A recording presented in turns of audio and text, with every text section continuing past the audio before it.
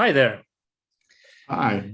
We have some interesting stuff to talk about today. The main topic, an exhibition that I visited in Paris. It's a personal exhibition that was organized by Louise Bescond, a French bookbinder who lives and works in Belgium, and by the antique bookshop Librairie Metamorphoses. And it's not far from me, and I decided to visit it, especially as I didn't have an opportunity to visit a lot of bookish exhibitions and events as of lately, and even fewer, I guess, since we moved to France, because it was just I spent so much time organizing and moving business, I guess I'll start the video and we'll be discussing the books along the side, and sometimes I will probably stop it. So not all the books that are exhibited there are shown here, but anyway. And the exhibition is open until the end of December. So if you happen to be in Paris or in the area, just go there. It's in the central part of Paris, and where exactly? Is it like some kind of museum or workshop? It's a bookshop. It's a bookshop, Librairie Metamorphoses, and the address is 17 Rue Jacob, 17 Rue Jacob, I guess Jacob, or yeah. We'll butcher a lot of names and all that stuff today, because while I'm studying French, it's often hard to get the pronunciation right. So the first one is a binding of an illustrated letter from Joan Mirò, a letter to Jean Echeno. So classic binding, blue tinted calfskin, screen printed in black with all these patterns, and gold tool by Claude Ribal. And I didn't check all the books in the catalog, because the catalog is quite nice, and I guess we'll switch back to our larger heads a bit later, and I will talk a bit about catalog. But all the bindings that I checked were tooled by Claude Ribal, by the same person, and all the bindings where there is edge gilding were gilded also by the same person, by Jean-Luc Bongrain. And that's something that Louise talked about during a live stream on Instagram that she did a week before the exhibition opened or something like that. And she talked that she wants to make all the things that she makes perfect, but she understands the limits of her abilities, and some things she prefers to pass to professionals who would be able to make them perfect. And title tooling and edge gilding are two of these things, and they are done by different persons. So that's an interesting approach, and I guess it resonates a bit in some ways with some things we discussed on our podcast earlier, and differs a bit from some other styles, but it's very interesting to hear about it and to learn about it, and to see how people work in different traditions. The next slides will be showing some boxes for the books, and I really liked how they were exhibited on this in the displays on this during this exhibition, and I think it's a very smart solution and an interesting way to show the book boxes as well, and alongside with the bindings, because oftentimes they are not really exhibited well, or not exhibited at all, and that may be a bit strange, because quite often they are very special on their own. Sometimes we'll be able to look inside, or at least have a glimpse inside of the books, but more often not really. So here is Emily's in cream Japanese shin in the paper, also screen printed, and blue velvet fly leaves. You can see right now in the image on the screen. And are these books just on show, or can you actually buy them? Yeah, some of them you can buy. Some of them were taken from private collections, and yeah, I do not remember the prices. So I saw the price list, and I think. But what sort of range are we talking about? About a half of the books are available for buying. I sort of cleared the prices out of my memory right away, because they are way out of my price range, I guess. Yeah, something in thousands of euros. It just couldn't be any other way, because the work is exceptional and absolutely unique, and every book takes a lot of skill and time. It's not only about time spent on binding. It's like with scientific research, or I don't know, medical research. It's also about all the time you've spent to master your skill and to become this master of bookbinding of arts. So yeah. I really like the 3 boxes on the left, especially the Nabokov one. Yeah. They look very high tech. Yeah, there is something like that. So I really love how the boxes were displayed, and it's just a few steps. The exhibition is not very large, so there are something like 6 stands or something like that. The 2 of them are these vertical glass boxes, and 4 are horizontal stands or something like that. And so it's just a few steps from the book to the book box, and it's a smart way to make a beautiful installation out of boxes, not just keeping them alongside the binding, where it's often lost or not noticed or something like that. But it definitely attracts attention, and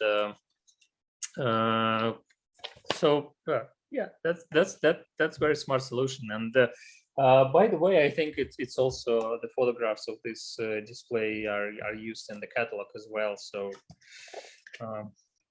yeah, here we are. They do look good as a set. Imagine owning that bookshelf. Yeah.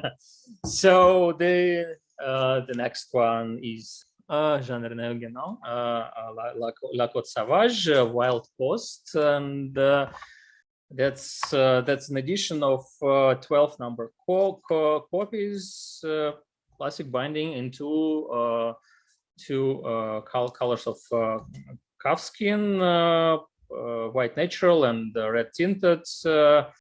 A lot of different tooling, and if you'll see a closer detail, you will see that between the writer's name and the title, there is this dot which is colored into 2 colors, and leaf and red paper partially covered with white and gold leaf, something that you saw just on your screen.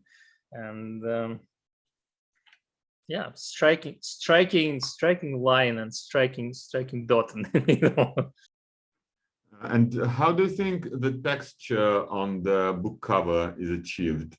Because it sparkles and it has certain depth to it. It's a peculiar thing, and it's very raw. It's like a piece of human. Human something. Some of the bindings are tooled with plates or something, but yeah, I think it was tooled with a plate as well. Yeah, it seems from description. I have to read both the French description and the English automatic translation of the description, because I definitely do not have enough language proficiency to be sure about all the French words and all the stuff. But if when you can read both of them, it helps just a bit.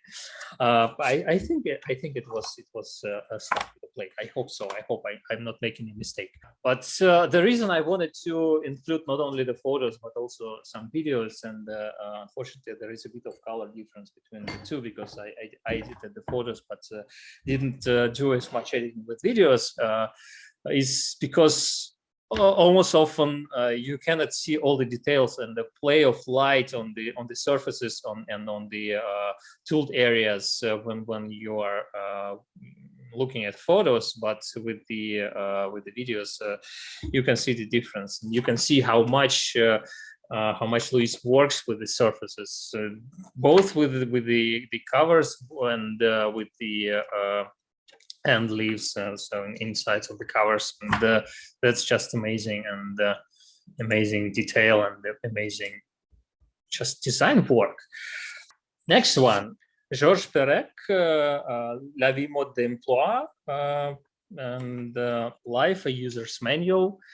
So that's a box, and it's over a case, and it's covered with in natural white calfskin leather, and stamps in red and gray in this checkered pattern.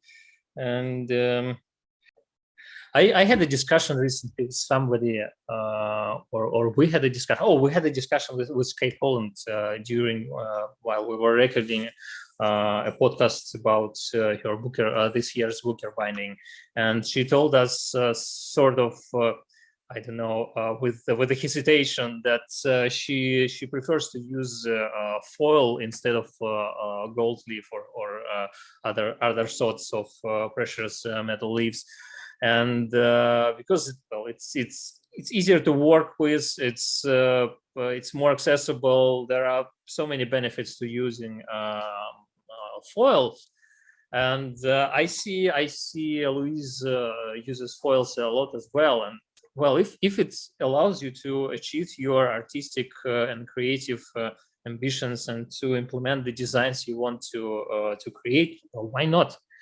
It's definitely a material worth using, and a material that a lot of bookbinders use. There is some snobbishness, I guess, from some of bookbinders who say no, it's only gold leaf and nothing else is really proper for fine binding and all that stuff. No, you should experiment with materials. But I guess for the edges, the gold leaf is used. Still, the gold leaf is used. I mean, for the Louise's books. So, what else do we have about this binding? Checkerboards. Gray paper interior, four-sided compartments, titling on the back, on the sleeves, and on the chemise, and yeah, title by Claude Ribal. Beautiful. You can see I didn't make a video of this one, but here you can see that there is much more tooling. They are not only the color. So the red one on the left will be the next book we're going to discuss. Michel Houellebec, Le carte et le territouire, the map and the territory, and it has very impressive stamped surface of the covers, and I guess you can see it there. So there is a map of Creuse, of the department of Creuse, stamped over the covers, and when you look closely, it's just so stunning and striking. And even the video will not really pass the impression that book create. Calfskin tinted in a shade of red, tooled with red and orange foils, and stamped with an edge. I really like the textures, and again, it's maybe raw is not the word, visceral is the word I'm looking for. I would be a bit scared to touch it, you know. Yeah, that's true. It's both attractive and sort of not repulsive but scary. Yeah, I like the effect. Yeah, there will be something else in red among the books we'll show you today, and it's also quite impressive. And with the one before that, the Manual of Modern Life, I really like how repetitive it is. I know a bit about the book, and yeah, and then I know a bit about modern life. Yeah. So moving forwards, what was next? Yeah. Oh, I like the options for VOY on one of the dictionaries: Star Trek Voyager, Voices of Youth, and Volunteer of the Year, whichever the one you like. Okay. This one I loved quite a lot, and that's let me check if I'm correct. Yeah, Julien Gracq, le Rivage de Syrtes, the opposing shore. Yeah. Oh, You definitely need to see this book in real life. Well, perfectly. You better need to hold it. I guess, but yeah. So and here is an illustration to something else that Louise talked about during her live stream on Instagram, and unfortunately this live stream wasn't saved for in highlights or something like that because it was too long. She answered some questions there, and it lasted for continued for an hour or 30 minutes, so it was quite long. And Louise was very kind to answer the questions both in French and English, so it was really great. And as I said, here is an illustration to something that she spoke about during the live stream, or as far as I understand, that's an illustration. That's Jean-Luc Bongrain, this edge gilding master, is the last person, or one of the few, the last person in France who is able to do edge gilding on deckled edges. So usually you can see the rough edge of the book. Usually when you are doing edge painting or edge gilding or any decoration of the edge at all, you trim the edge first, then you sand it so it's perfectly plain and then smooth, and then you do the decoration, then you do the painting, then you do the then you put gold leaf on it or anything like that. So here is an example of how it can be done with the deckled uneven edge, and this looks absolutely different, and it works quite interestingly. Yeah. Thank you for pointing it out, because I noticed something isn't right, but I couldn't put my finger in it. And indeed, this person is probably one of those masters who spent his professional life doing one subcraft only, because I can't imagine what you need to go through to do that. Yeah. So yeah, it's also very, very interesting to see how this sort of edge gilding works alongside with this rough or pattern decoration of the covers and spines and and the end pages and leaves of the book. So amazing. What is next one? Max Ernst, Rêve d'une petite fille qui voulut entrer au Carmel. A little girl dreams of taking the whale. Here is the previous one in action, and just how the light shines off the different surfaces.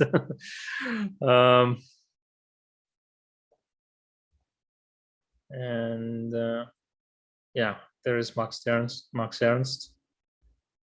Another stunning decoration of the covers, and a lot of different small details. Yeah, a very precious looking book. It's almost like a jewel. So from now on, I think all of the bindings that we'll show are soft bindings a la Vernier. But once again, I think all of them are natural calf skin, so that's also something that works for all the bindings we show today. And natural calf skin, tinted of shades of green and lilac, I think lilac tooling, fly leaves of light green cold velvet.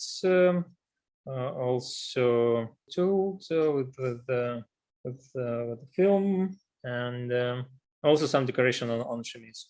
By the way, what does the word chemise mean? It's an outside protective cover, so it's not really a box, but sort of additional outside cover. Well, chemise is, as far as I remember, is a shirt in French.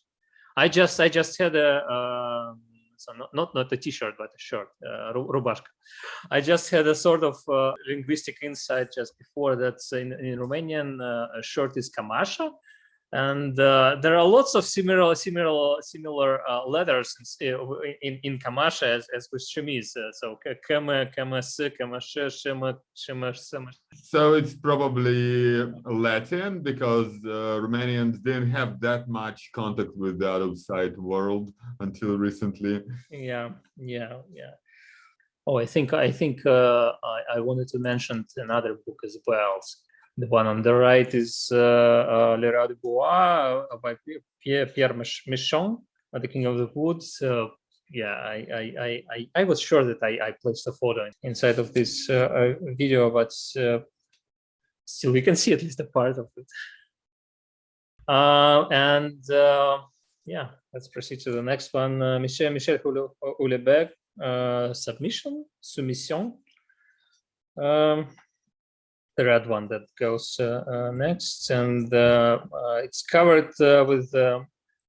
Well, we're still looking at, it will switch in a moment. I'm just preparing you. It's covered with mashrabia. I'm not sure how it's pronounced. This traditional ornamental pattern you can see in some architectural designs, and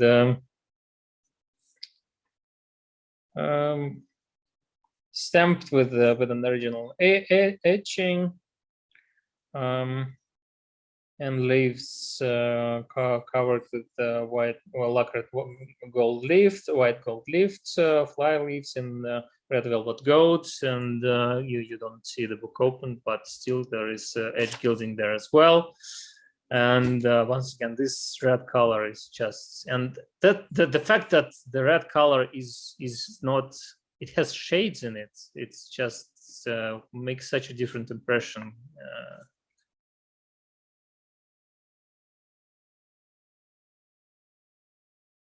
Shades of splotches of lighter, patches of lighter color.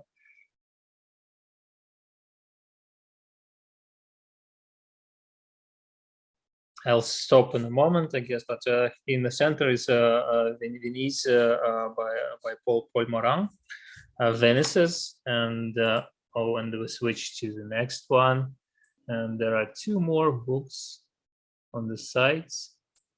I guess, Pavel, you can guess what's the binding of the left one. I'm sorry, it's not the full photo, but you probably can guess. You mean what's the book inside? What's the book inside? Yeah. With all the stitching between the pieces of leather. Wizard of Oz. Leather, not grain sack or something. No idea. It's Frankenstein. Frankenstein by Mary Shelley. That's a good one. Yeah. Does it also have bolts on the side? I think we saw something like that while we talked to some of our not with who was that? I'm not sure. Yeah, and once again a bit cut, but on the side Robert Merle, I guess, Maleville, and that's it for the books and photos. That was the last one. Yeah, what's the rightmost one made of? I mean, the cover. It looks a bit like a birchbark manuscript, but it's clearly leather. Yeah, that's true. Natural calf skin, tinted in shade of brown, and stamped with the plates. Yeah, it's just stamping with brown, black, and wild gold foils, fly leaves, sand yellow gold skin. Yeah. That's just pattern. That's a very interesting pattern. Yeah. Very interesting pattern. That's true. Very natural looking. Very appropriate for a book. And there's the last one. It was much harder to because of the pattern on it. It was so much harder to make photos of it or to make videos with it, but this surface, the front cover is just stunning.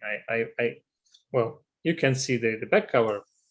You can only guess, but anyway, it's Jean Echeno, L'équipe malaise,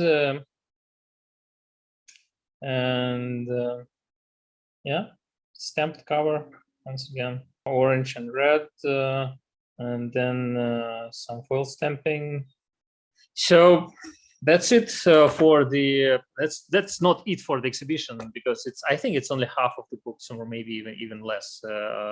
That's just all I made photos and videos of, but still I guess it makes an impression. And once again, if you're in Paris or nearby, or if you have a chance to visit Paris, there are lots of interesting things to see and lots of exhibitions, and that's definitely one of them.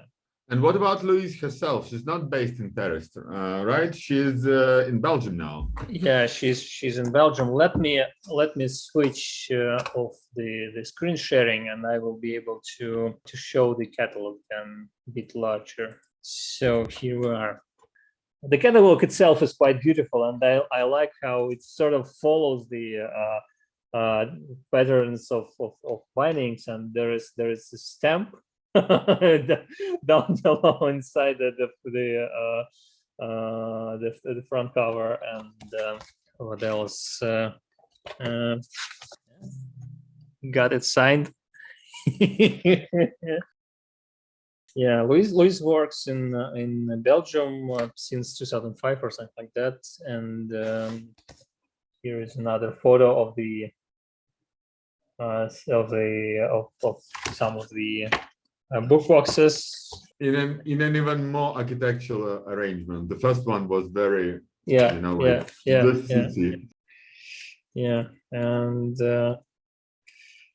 you can order the catalog. There are,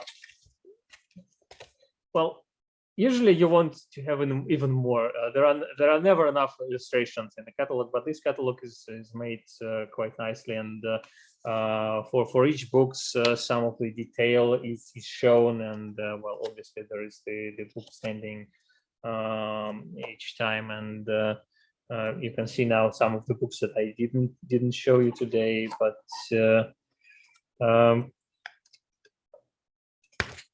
yeah, beautiful catalog. Another thing that we talked about on our Holiday podcast, documenting the bindings is really important, and also clearly in this case a good commercial move.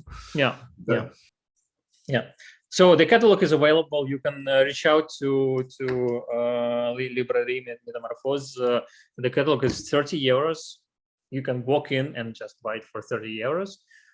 For shipping to Europe, it's something like 20 euros and 30 euros outside. So for, I don't know, for our viewers from the United States or from Australia or from any other country outside of European Union, it will be 60 euros total. And shipping to France is a bit cheaper. I don't remember how much, but yeah, it's definitely, if you are interested in bookbinding, in fine binding catalogs, it's definitely something you'd like to have. It's beautifully made. Photos are really nice, and a lot of work is done. Even while it's all in French, well, automatic translation works. You can even point a phone at a book. Yeah. I mean, it's not literature. Those kind of technical details get translated really well, and not well. With bookbinding, there are some issues. I just checked earlier today. There are some issues with bookbinding. Some of the terms, some of the special. At least words. It's a bit better with French than it is with Dutch, because some of the books you brought me, then it's older version of Dutch, but sometimes I point at it, just gives you an utter rubbish. I mean, neural networks tend to generate better text than those kind of translations are. Yeah, it was a wonderful experience, and I guess it will make me finally to crawl out of my den visit more exhibitions. So thanks a lot for watching, and if you like our podcast, please consider at least subscribing and sharing and commenting and sending the link to your friends. But we would be even happier if you can support us on Patreon, because once again, this allows us to pay for editing of the videos, and in the future we hope to add more content with bookish people from all over the world, and this means we need to do translation work and all that stuff. Even now, with our first episodes of French and Spanish versions of our podcast, we had to invest quite a lot into translating the subtitles so that English-speaking viewers can watch these videos, and that's a tricky process. So please join the crowd. Thanks a lot for watching, and thanks, P.O.L, for being here today with me, and see you next time. Bye. Bye.